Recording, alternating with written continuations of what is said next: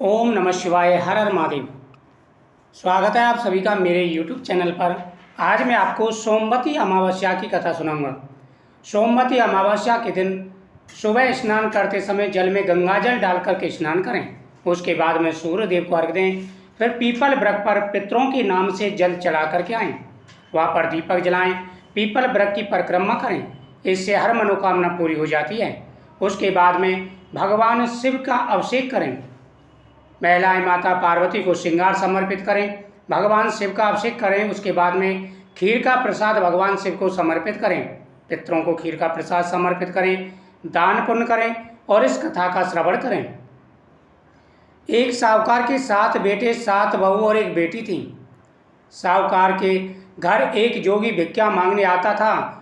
जोगी को साहूकार की बहू भिक्षा देती तो वह ले लेता, लेकिन जब बेटी देती तब वह भिक्षा नहीं लेता और कहता, बेटी सुहागिन तो है पर इसके भाग्य में सौभाग्य की जगह पर दुहाग लिखा है।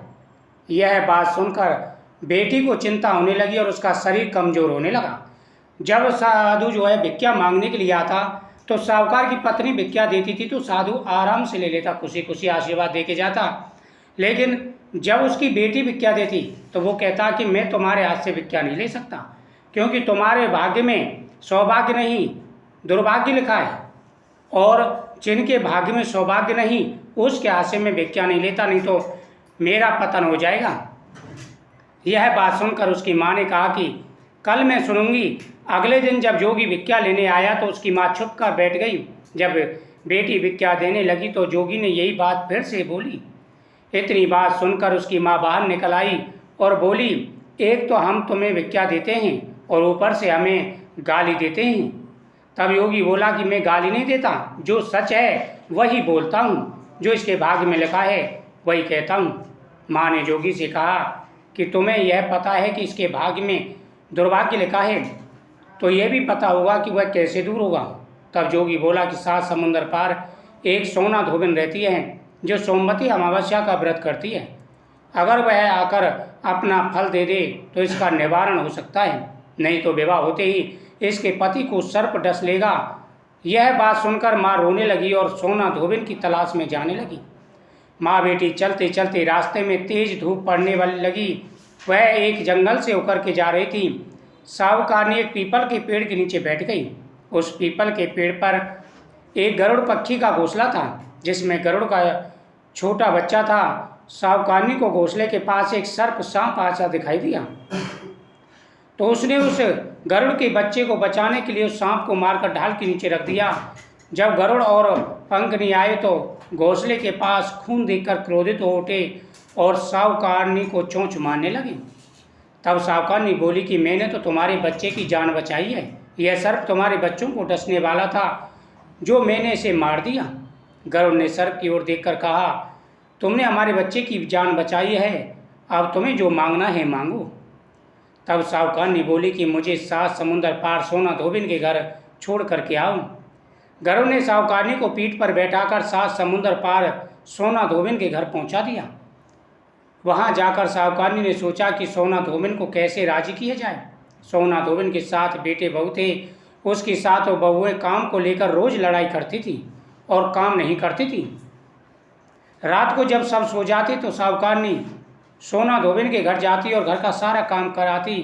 गायों को नहलाती, घर की सफाई करती, रसोई का काम करती, चौका बर्तन करती, आटा पीसती, कपड़े धोती, पानी भरती और दिन होती चली जाती। यानी साहूकार की जो पत्नी थी, जैसे सोना धोबिन के घर में सभी सो जाते थे तो उसका नियम था कि घर का जो भी काम था वह पूरा काम कर लेती और सोना धोबिन को पता भी नहीं चलता था।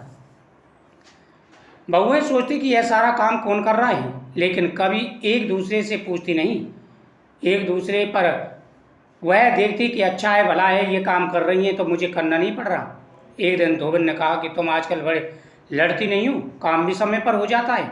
बहुओं ने कहा, सासू माँ जी काम तो हमें ही करना पड़ता है, चाहे लड़के करे या राजी से, इसलिए लड़ाई करने से क्या फायदा। सोना धोबिन ने सोचा आज देखा जाए कि कौन सी बहू काम करती है, और वह रात को सो गई और चुपचाप देखने लगी। उसने देखा रात को एक स्त्री आई, पूरा काम करके जाने लगी तो सोना धोबिन ने बोला, तुम कौन हो और तुम्हें ऐसी क्या ज़रूरत पड़ी जो तुम इतना काम करती हो? साहूकार ने कहा कि ज़रूरत है तभी तो इतना काम करती हूँ। सोना धोबिन ने पूछा कि तुम्हें क्या चाहिए? साहूकार ने बोली कि पहले मुझे वचन दो तभी बताऊंगी। सोना धोबिन ने वचन दे दिया। कहा कि अब बताइए। साहूकार ने बोली कि मेरी बेटी के भाग्य में दुहाग लिखा है, इसलिए आप चलकर उसे सुहाग दें और सोमवती करें। सोना धोबिन अपने बेटे बहू से बोली कि मैं तो साहूकारनी के साथ जा रही हूँ, यदि पीछे से तुम्हारे पिताजी खत्म हो जाए तो तेल घी के कूप में डालकर छोड़ देना। फिर दोनों जनी साहूकारनी के घर चली जाती हैं। साहूकार की बेटी का ब्याह होने लगा। दूल्हा फेरों में बैठ गया। सोना धोबिन दूल्हे के घुटने के पास कच्चा करवा रखा, उसमें दूध डाला और तांत और तार लेकर बैठ गई। थोड़ी देर बाद सांप दूल्हे को डसने के लिए आया। सोना धोबिन ने करवा आगे रखा और तार से बांध दिया, लेकिन दूल्हा डस के मारे मर गया। तब सोना धोबिन ने टीके से रोली निकाली, मांग से सिंदूर निकाला, कोय आंख में से काजल निकाला और मेहंदी निकालकर छोटी अंगुली से छींटे मारे और बोली कि आज के दिन तक मैंने जितने भी सोमवती अमावस्या करी उनका फल तो साहूकार की बेटी को लग जाए, साहूकार की बेटी को लग जाए, और आगे जो मैं सोमवती अमावस्या करूँगा मेरे बेटे को लगे और मेरे पति को लगे। इतना कहते दूल्हा जीवित हो गया। अब सोमवती की जय जयकार होने लगी। सोना धोबिन वापस जाने लगी। तब साहूकार ने बोली कि तुमने मेरे जमाई को नया जीवन दिया है, इसलिए कुछ भी मांगो। वह बोली कि मुझे तो कुछ नहीं चाहिए, सिर्फ एक हांडी दे दो। वह हांडी लेकर चली जाती है। रास्ते में सोमवती आती है तो हांडी का 108 परिक्रमा लगाकर पीपल के पेड़ के नीचे गाड़ कर घर आ जाती है। घर आकर देखती है तो उसका पति मरा हुआ तेल और घी के कूप में पड़ा है। तब वह टीके में से रोली निकाली, मांग में से सिंदूर निकाला, आँख से काजल निकाली, नुमा में से मेहंदी निकालकर चिटली अंगुली से छींटे दिए और बोली मैंने जो रास्ते में सोमवती की है उसका फल मेरे पति को लग जाए। इतना कहते उसका पति उठ कर बैठ गया। घर का ज्योतिषी आया और बोला कि जजमान सोमवती अमावस्या को मेरा क्या है तो दक्षिणा दे। सोना धोबिन बोली कि मुझे तो सोमवती रास्ते में आई थी तो कुछ भी नहीं किया, जो कुछ भी किया वह सब पीपल के नीचे ही गाड़ दिया। ज्योतिषी ब्राह्मण ने जाकर देखा तो 108 और 13 सोने के सिक्के मिले। ज्योतिषी ब्राह्मण सबको घर ले आया और बोला कि ऐसी फेरी है कि, और मुझे बोल दिया कि कुछ भी नहीं दिया। सोना धोबिन बोली ये तुम्हारे भाग्य से ही मिला है, इसलिए इसे तुम ले जाओ।